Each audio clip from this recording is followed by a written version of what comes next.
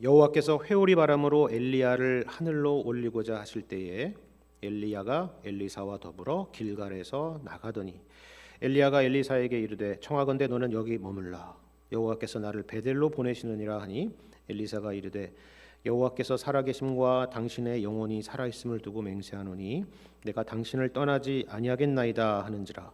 이에 두 사람이 베델로 내려가니 베델에 있는 선지자의 제자들이 엘리사에게로 나와 그에게 이르되 여호와께서 오늘 당신의 선생을 당신의 머리 위로 데려가실 줄을 아시나이까 하니 이르되 나도 또한 아노니 너희는 잠잠하라 하니라. 엘리야가 그에게 이르되 엘리사야 청하건대 너는 여기 머물라 여호와께서 나를 여리고로 보내시느니라. 엘리사가 이르되 여호와께서 살아계심과 당신의 영혼이 살아있음을 두고 맹세하노니 내가 당신을 떠나지 아니하겠나이다 하니라. 그들이 여리고에 이르매 여리고에 있는 선지자의 제자들이 엘리사에게 나와 이르되 여호와께서 오늘 당신의 선생을 당신의 머리 위로 데려가실 줄을 아시나이까 하니 엘리사가 이르되 나도 아노니 너희는 잠잠하라. 엘리야가 또 엘리사에게 이르되 청하건대 너는 여기 머물라 여호와께서 나를 요단으로 보내시느니라 하니 그가 이르되 여호와께서 살아계심과 당신의 영혼이 살아있음을 두고 맹세하노니 내가 당신을 떠나지 아니하겠나이다 하는지라. 이에 두 사람이 가는지라. 선지자의 제자 50명이 가서 멀리 서서 바라보매 그 두 사람이 요단가에 서 있더니 엘리야가 겉옷을 가지고 말아 물을 치매 물이 이리저리 갈라지고 두 사람이 마른 땅 위로 건너더라. 건너매 엘리야가 엘리사에게 이르되 나를 내게서 데려감을 당하기 전에 내가 내게 어떻게 할지를 구하라. 엘리사가 이르되 당신의 성령이 하시는 역사가 갑절이나 내게 있게 하소서 하는지라. 이르되 내가 어려운 일을 구하는도다. 그러나 나를 내게서 데려가시는 것을 내가 보면 그 일이 내게 이루어지려니와 그렇지 아니하면 이루어지지 아니하리라 하고 두 사람이 길을 가며 말하더니 불수레와 불말들이 두 사람을 갈라놓고 엘리야가 회오리 바람으로 하늘로 올라가더라. 엘리사가 보고 소리 지르되 내 아버지여 내 아버지여 이스라엘의 병거와 그 마병이여 하더니 다시 보이지 아니하는지라. 이에 엘리사가 자기의 옷을 잡아 둘로 찢고 엘리야의 몸에서 떨어진 겉옷을 주워 가지고 돌아와 요단 언덕에 서서 엘리야의 몸에서 떨어진 그의 겉옷을 가지고 물을 치며 이르되 엘리야의 하나님 여호와는 어디 계시니까 하고 그도 물을 치매 물이 이리저리 갈라지고 엘리사가 건너니라. 아멘. 오늘 우리가 함께 읽은 본문의 말씀은 선지자 엘리야의 마지막 장면이 있는 그런 내용입니다. 아울러서 엘리야의 마지막 장면일 뿐만이 아니라 앞으로 엘리야의 뒤를 이어서 선지자의 일을 하게 될 그의 후계자 엘리사에 대한 이야기이기도 합니다. 사실 엘리사에 대한 이야기 중에서 엘리사가 성경에서 등장하게 된 것은 오늘 본문의 훨씬 이전에 있었습니다. 열왕기상 19장을 보시면 하나님께서 엘리사에게 기름을 부어서 너를 대신하여서 선지자가 되게 하라라는 그런 명령이 있었습니다. 그래서 엘리야는 엘리사를 찾아가서 그 말씀대로 행하게 되죠.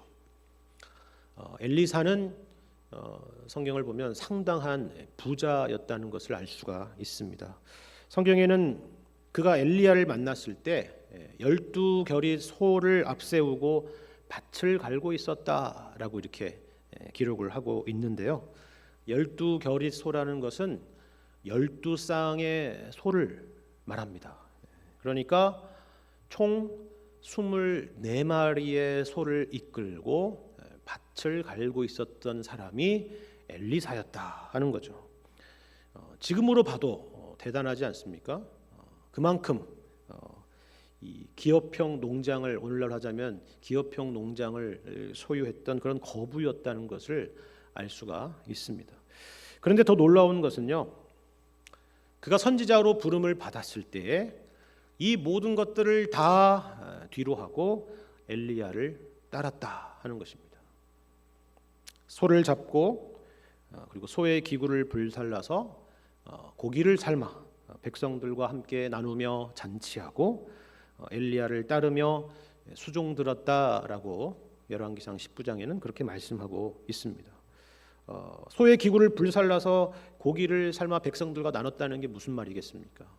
그것은 행여나 자신이 선지자의 길을 가다가 돌아올 마음을 가질 수도 있는데 그런 퇴로 자체를 차단하겠다라는 것입니다.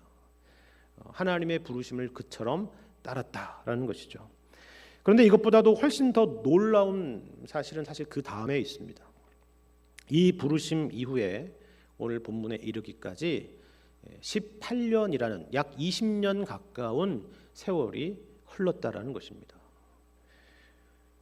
그렇다면 그 20년 가까운 시간 동안 엘리사는 무엇을 했을까? 그런 생각이 들죠.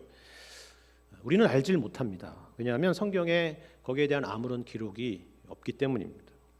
다만 우리가 아는 것은 그가 스승 엘리야 곁에서 보이지 않게, 눈에 띄지 않게 스승의 그늘 아래에서 조용히 그 스승이었던 엘리야의 일을 돕고 배우고 보좌했으리라 라는 것입니다.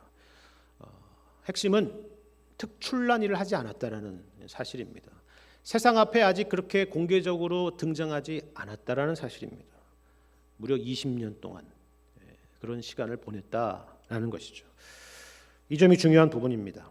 그리고 오늘 본문에서는 엘리야가 떠나는 이 마지막 시간까지도 그런 스승의 곁을 떠나지 않으려는 결연한 의지를 우리가 볼 수가 있는 것이죠. 그렇다면 엘리사가 그렇게 행동했던 것은 엘리야로부터 뭔가를 얻기 위해서 그런 것이었을까요? 그렇지 않습니다. 제가 말씀드렸죠. 엘리사는 당시에 최고의 부자 중에 한 사람이었습니다. 본래 세상적으로 아쉬울 것이 하나도 없었던 그런 사람이었다는 것이죠. 더군다나 당시의 시대 상황을 생각해 본다면 오늘날 무슨 신학교를 가고 목회의 길에 들어서고 선교사가 되고 이런 차원과는 달리 선지자로 산다는 것은 그야말로 목숨을 내놓고 살아야 되는 그런 살벌한 시대 상황이 있었다는 것을 여러분이 생각해 보시기를 바랍니다.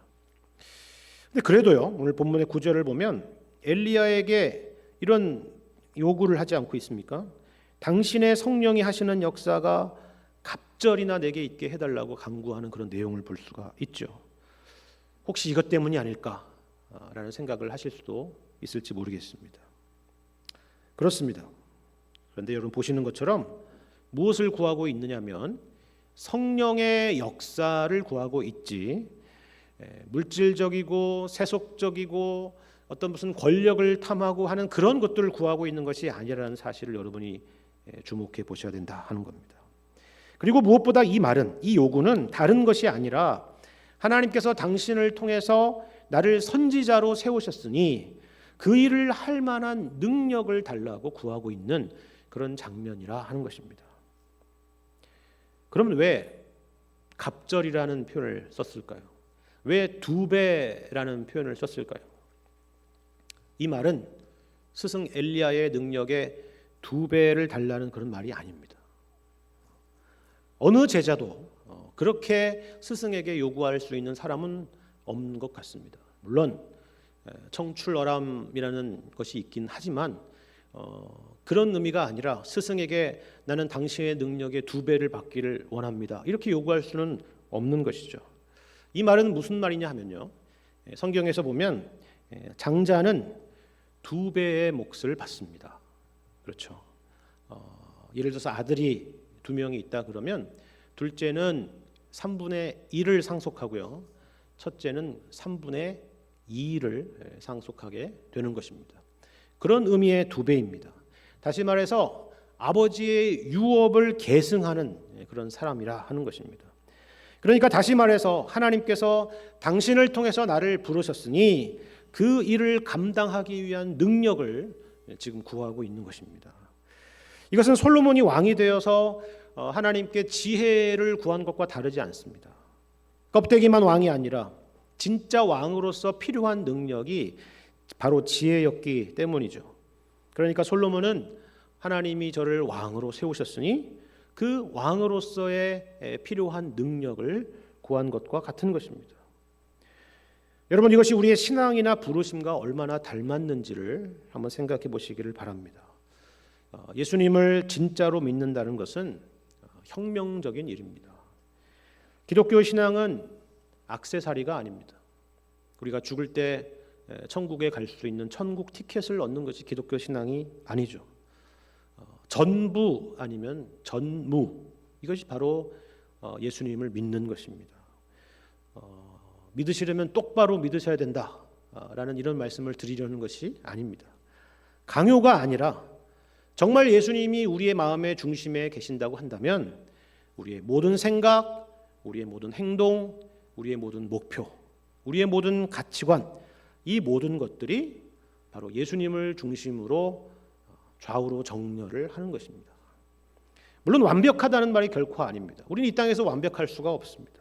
제가 말씀드리는 것은 예수님께서 우리 마음에 오심으로 우리 안에 계신 주님이 우리에게 그것을 요구하고 계신다는 것을 알고 있다는 말입니다. 그래서 다만 우리의 연약함 때문에 온전히 주님을 따르지 못하고 있는 부분이 있을 뿐이지, 그 예수님의 요구가 틀렸다라고 말할 수 있는 사람은 예수 믿는 사람 중에 그 누구도 없다라는 사실입니다.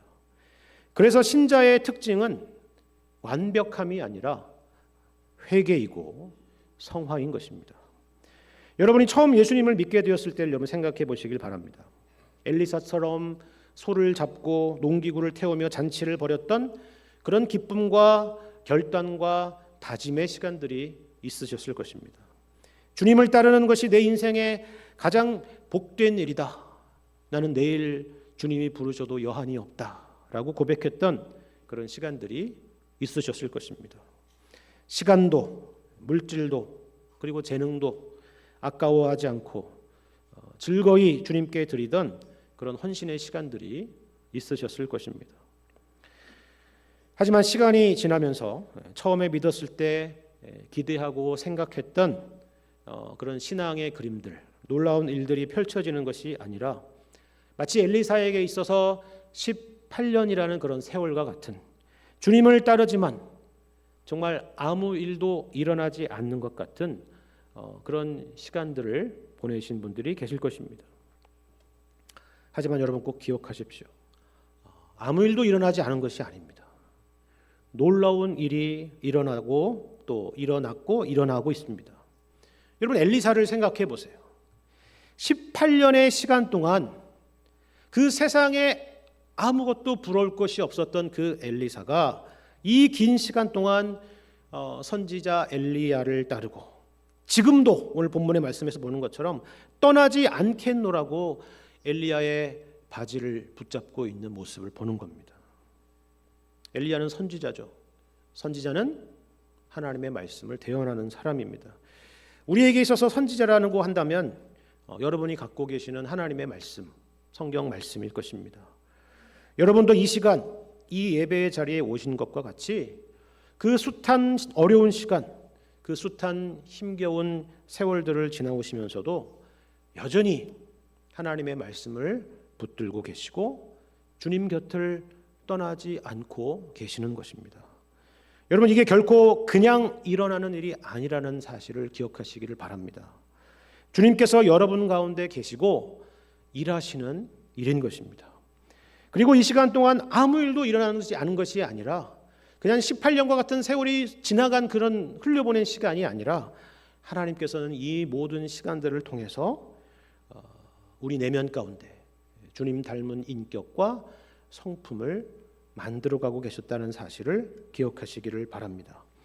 아울러 우리의 강구가 어디를 향하느냐면요, 엘리사와 같이 성령의 갑절의 역사를 구합니다.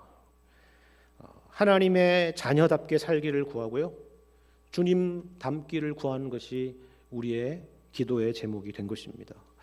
주님이 맡겨주신 여러 직분들, 그리고 가정과 직장에서 맡겨진 그런 여러 일들에 대해서 그것을 감당할 수 있는 힘과 지혜와 능력을 달라고 우리는 구하는 것이죠.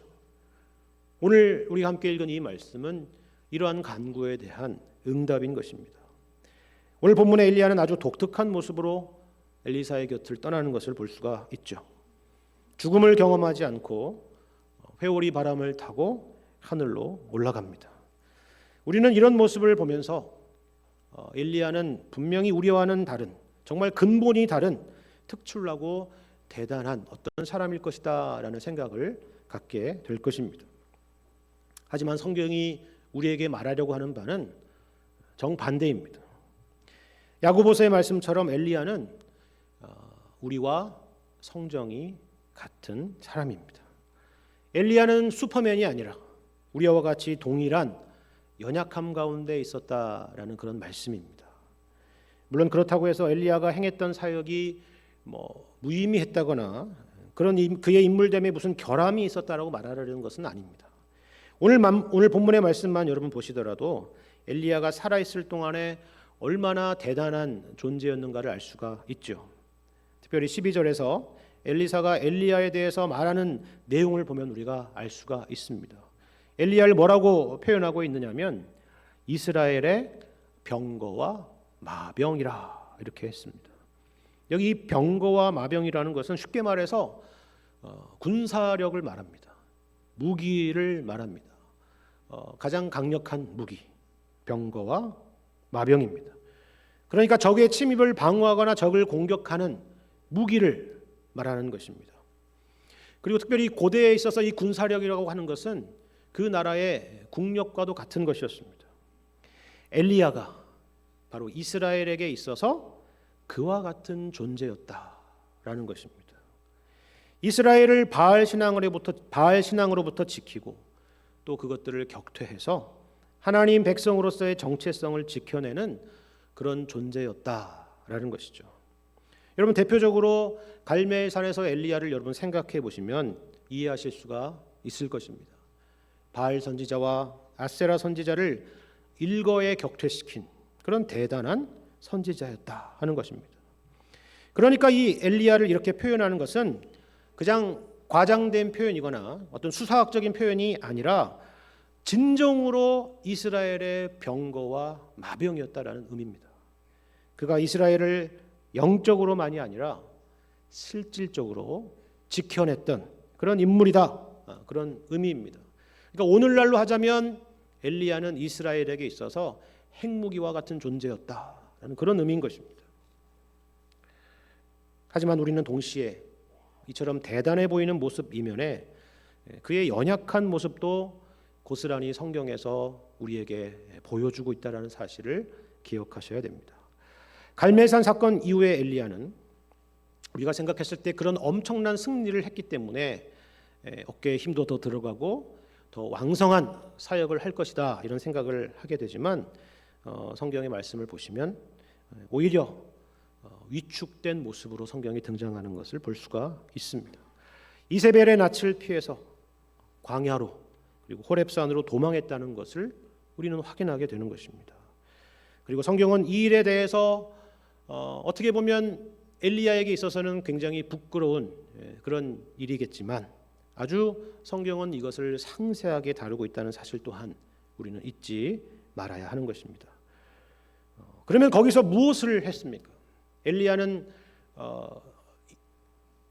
그 광야와 호렙산에서 무슨 일을 했습니까? 우리 생각에는 거기서 다시 뭔가 힘을 얻어서 다시 적진을 향해서 나아갔으리라 이런 생각을 하겠지만 실제로는 그렇지가 않았습니다. 하나님 앞에 더 이상 나는 이 선지자의 일을 하지 못하겠다고 사표를 냈습니다. 그리고 죽기를 구했습니다. 그가 이세벨의 낯을 피해서 도망하던 길에 한 로뎀나무 아래에서 구했던 것이 바로 이것이었습니다.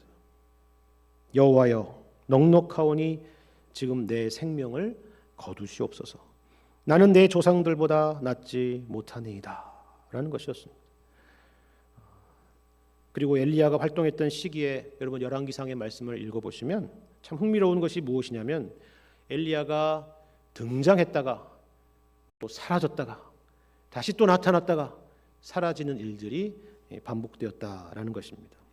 세상 앞에 담대하게 등장했다가 또 어느 순간 갑자기 사라지는 일들이 엘리야에게 있어서는 비일비재한 일이었다라는 사실이에요.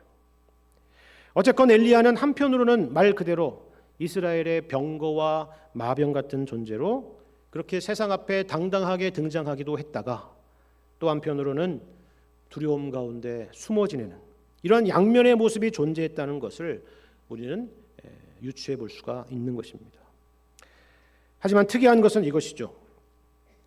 우리는 엘리야의 능력 있는 모습이나 불같은 모습이 아니라 이처럼 한없이 나약하고 두려움 많은 모습 속에서 더 큰 위로와 격려를 받게 된다는 사실입니다. 이 부분이 중요합니다. 누구나 그럴 것입니다.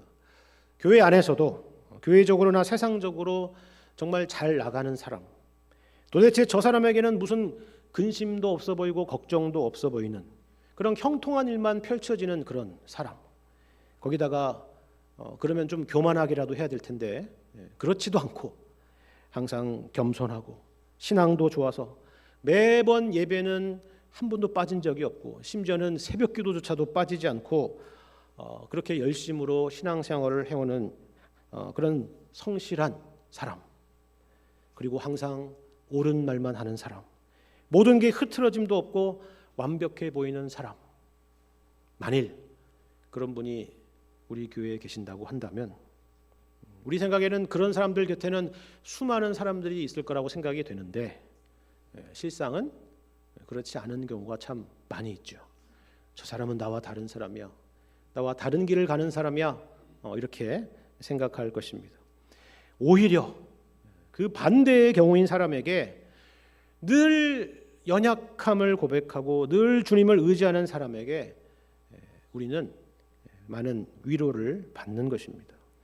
엘리야는 이처럼 야고보서의 표현대로 우리와 성정이 같은 사람입니다. 하지만 거기에만 머무르는 것은 의미가 없습니다. 야고보서에서는 거기에 이어서 바로 이 엘리야가 기도의 사람이었다라는 것을 우리에게 가르쳐주고 있습니다. 그러면 여러분, 기도의 사람이라는 것은 과연 어떤 의미일까요? 우리는 기도의 사람이라고 그러면 뭔가 대단한 영성의 소유자라고 그렇게 생각을 하겠지만 그런 의미가 아닙니다. 여러분 생각해 보세요. 누가 기도하겠습니까? 모든 것이 자기의 생각대로 뜻대로 되는 사람이 어떤 사람이 그런 사람이 기도를 하겠습니까? 아무 문제도 없는 사람이 기도하는 법은 없습니다.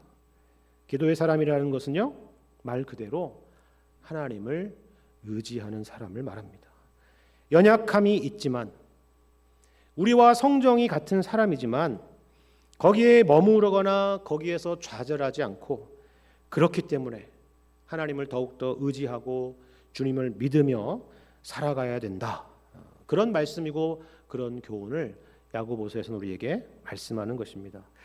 이런 맥락에서 오늘 말씀을 통해서 우리가 생각해 볼 실질적인 교훈에 대해서 두 가지를 간단하게 말씀드리고 마무리하려고 합니다. 첫 번째는 이것입니다. 우리가 신앙생활을 하면서 이 땅에서 완벽한 것이나 스스로 만족감을 얻는 것을 인생의 목표로 삼지 말자 하는 것입니다. 대신에 우리에게 허락된 현실 속에서 무엇이 하나님께서 우리에게 요구하시고 원하시는 일인지를 확인하고 그 일에 최선을 다하자 하는 것입니다. 오늘 본문의 엘리야의 이 승천은 우리가 보기에는 정말 그 누구보다 멋진 인생의 마무리인 것처럼 보이지만 실상은 그 사역이 미완성이었다는 것을 보여주는 그런 사건이기도 합니다. 여러분, 엘리사가 스승 엘리야에게 요구하는 요청과 그가 하나님 앞에 토해놓는 그런 탄식을 여러분 생각해 보시기를 바랍니다. 엘리야가 떠남으로 인해서 그에게 고스란히 떨어진 숙제가 그토록 큰 것이 아니었다면 이런 엘리사의 탄식은 있지 않을 것입니다. 그런데 오늘 본문의 말씀을 보시면 이 엘리야가 엘리세를 데리고 다니면서 마지막으로 하고 있는 일들이 있다는 것을 여러분 보게 되실 것입니다. 오늘 본문에서 그냥 지나칠 수 없는 특이한 장면이 한 가지가 있죠. 그것은 뭐냐면 이 엘리야가 이제 이 세상을 떠나려고 할 때에 거쳐갔던 그런 지역들입니다. 어디를 지나갔느냐? 먼저 1절에서 길갈로부터 시작해서 베델로 갔고 베델에서 다시 여리고로 갔고 여리고에서 다시 요단으로 향했다라는 사실입니다. 왜 굳이 성경은 이런 것들을 기록했을까요? 그리고 왜 엘리야는 굳이 이러한 지역들을 거쳐서 요단으로 갔을까요? 물론 거기에는 우리가 생각해 볼 만한 여러 의미들이 있을 것입니다. 하지만 그런 것 외에도 우리의 시선을 끄는 것 중에 하나는 가는 곳곳마다 누가 있었느냐 하면 선지자의 제자들이 있었다라는 사실입니다. 3절에서도 베델에 있는 선지자의 제자들이 등장하고요. 그리고 5절에서도 여리고에 있는 선지자의 제자들이 등장하죠. 그러니까 이 말은 당시의 선지 학교, 그러니까 오늘날로 하자면 신학교가 그 지역마다 존재했었다라는 걸 보여주는 것입니다. 베델 캠퍼스, 여리고 캠퍼스, 이렇게 선지 학교가 존재하고 있었다라는 걸 보여주는 거예요. 그리고 엘리야는 이곳들을 하나씩 하나씩 거쳐가면서 일종의 이들에게 마지막 고별 강연을 하고 고별 설교를 하고 떠나갔던 것입니다. 여러분, 이것은 어떤 의미일까요? 물론 엘리야나 엘리사가 이 학교를 세웠는지는 알 수 없습니다. 그랬을 수도 있고 아닐 수도 있겠죠. 하지만 엘리야가 이곳을 거쳐가면서 고별 인사를 하고 있다는 것은 엘리야가 바로 이 모임들의 지도자적인 역할을 하고 있었다라는 것을 보여주는 것입니다. 아마도 엘리야가 학장이었고 엘리사가 부학장이 아니었을까, 이런 생각을 해봅니다. 그런데 여러분, 이 부분은 참 놀라운 것입니다. 왜 그러냐면 우리가 다시 엘리야가 호렙산으로 예전에 패신했던 사건을 떠올려 보자면 거기에서 엘리야는 분명히 하나님 앞에 이렇게 탄식하며 고백했던 내용이 있었기 때문입니다. 이스라엘 자손이 주의 언약을 버리고 주의 제단을 헐며 칼로 주의 선지자들을 죽였고, 선지자라고는 오직 나 이 엘리야밖에 남지 않았는데 그들이, 이세벨이 내 생명조차 빼앗으려 한다라는 그런 탄식이었습니다. 그런데 그때 하나님께서 하신 말씀이 엘리사를 너를 대신하여 선지자로 세우라고 말씀하시고, 그리고 바알에게 무릎 꿇지 않은 7,000명을 하나님께서 남기시리라 라고 말씀을 하신 것입니다. 그리고 오늘 말씀을 보는 것입니다. 그러니까 오늘 본문의 내용을 보면 물론 엘리야는 당시에 절망했고 또 충분히 절망할 수밖에 없는 그런 상황이었지만, 그래도 하나님의 말씀을 따라서 이처럼 제자들을 세우는 일에 그동안 묵묵히 최선을 다했다라는 것을 우리는 간접적으로 확인할 수 있는 것입니다. 물론 이렇게 한 일은 그 결과와 열매를 눈앞에서 확인할 수 있는 그런 일들은 아니었습니다. 엘리야처럼 갈멜산에서 바알과 아세라 선지자와 대결하는 그런 제자들을 목도했던 것이 아닙니다. 미완의 사역이었죠. 하지만 엘리야는 이처럼 하나님이 부르시는 그날까지 맡겨진 일을 묵묵히 감당했던 것입니다. 뭔가 잘된 일을 이어받는 것은 쉬운 일입니다. 기초가 잘 다져진 어떤 일을 이어받아서 하는 것도 참 좋은 일이죠. 하지만 아무것도 없는 곳에서, 폐허가 되고 황폐한 곳에서 뭔가를 새롭게 세워가는 일이라는 것은 보통 어려운 일이 아닌 것입니다. 하지만 엘리야가 마지막까지 했던 일이 바로 그 일이라는 사실을 기억하시기를 바랍니다. 우리에게 필요한 것은 어떤 눈에 띄는 대단하고 거창한 업적이 아니라 하나님 앞에서의 충성됨이라는 사실입니다. 이렇게 살고자 애썼던 사람이 또 있습니다. 바로 사도 바울인데요. 빌립보서 1장 21절 이하의 말씀을 보면 사도 바울이 이렇게 고백하는 것을 볼 수가 있습니다. 이는 내게 사는 것이 그리스도니 죽는 것도 유익함이라. 그러나 만일 육신으로 사는 이것이 내 일의 열매일진데 무엇을 택해야 하는지 나는 알지 못하노라. 내가 그 둘 사이에 끼었으니 차라리 세상을 떠나서 그리스도와 함께 있는 것이 훨씬 더 좋은 일이라. 그렇게 하고 싶으나 내가 육신으로 있는 것이 너희를 위하여 더 유익하리라 라는 고백입니다. 우리가 잘 아는 대로 빌립보서는요, 옥중서신입니다. 바울의 인생의 거의 마지막 단계에 썼던 서신으로 우리는 알고 있습니다. 그리고 빌립보서를 보시면 아시는 것처럼 사도 바울은 아주 극심한 고난 가운데 있습니다. 이런 상황에서 바울이 소원하고 있는 것, 그것은 방금 읽어드린 23절의 말씀처럼 차라리 세상을 떠나서 그리스도와 함께 있는 것입니다. 그것이 훨씬 더 좋은 일이라는 것을 알죠. 왜 아니겠습니까? 하지만 사도 바울은 그렇게 하고 싶지만 내가 육신으로 있는 것이 너희를 위하여 더 유익하리라 라고 말하고 있습니다. 이것을 다른 말로 하자면 내가 세상을 떠나지 않고 이런 상황이라고 할지라도 육신으로 있는 것이 너희를 위해서 더 필요할 것이다 라고 말하는 것입니다. 멋지게 살다가 멋지게 가는 것이 절대로 멋진 것이 아닙니다. 멋지지 않아도 끝까지 나의 유익이 아니라 하나님께서 기뻐하시는 일, 성도를 위하며 성도들을 세우는 일에 최선을 다하며 사는 것이 진정으로 멋있는 일이라 하는 것입니다. 우리는 그 일에 엘리야처럼 부름받은 것임을 기억하시기를 바랍니다. 두 번째로 우리가 기억할 것은 이것입니다.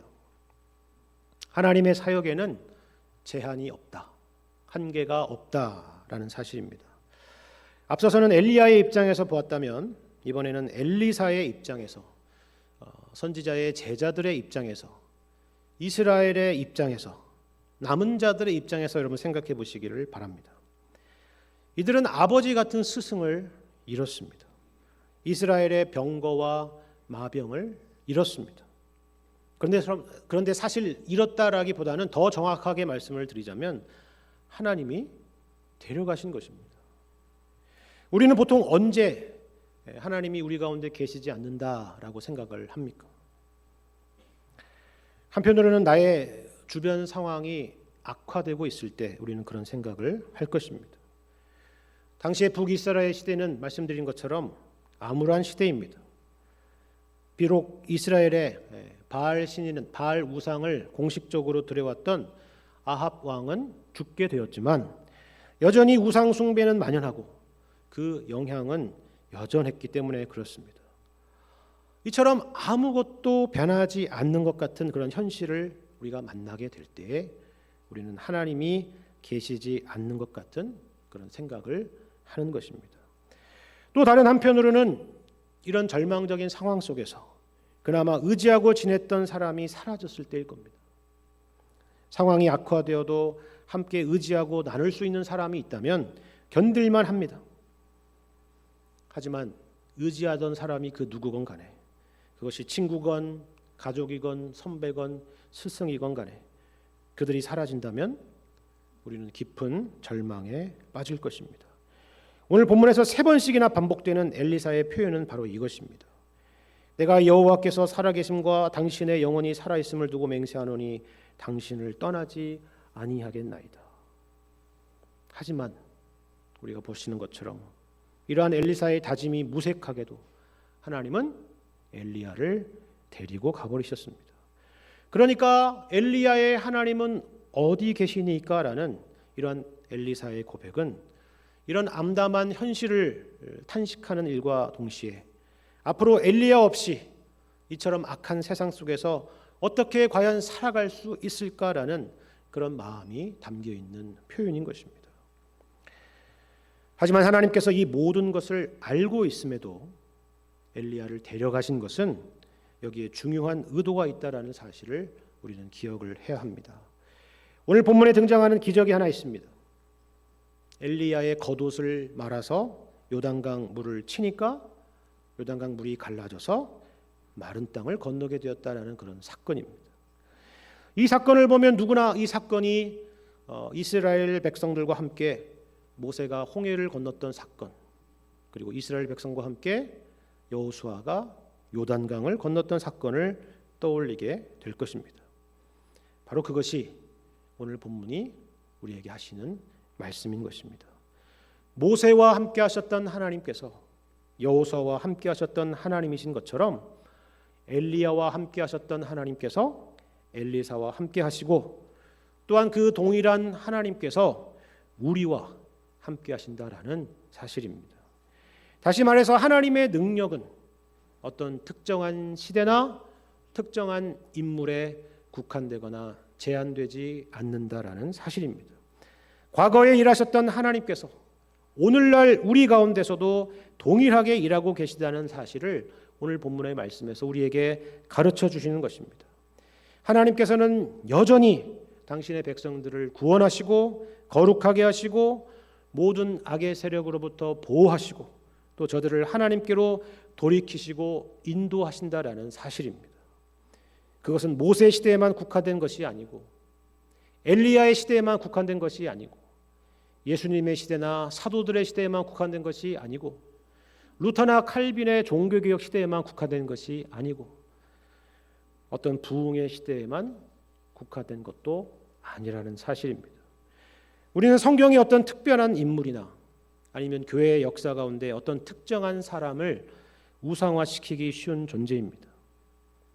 그들 또한 한 시대에 하나님의 명령을 수행했던 종이었을 뿐인데 그들 가운데 일하신 하나님께서 오늘도 우리 가운데 일하시는 그 동일하신 하나님이라는 사실은 망각하고 그 시대만 멀찌감치서 바라보면서 오늘 우리에게 당면한 그런 신자로서의 삶은 살아내지 못하고 좌절하고 낙담하고 절망해버리곤 하는 것입니다.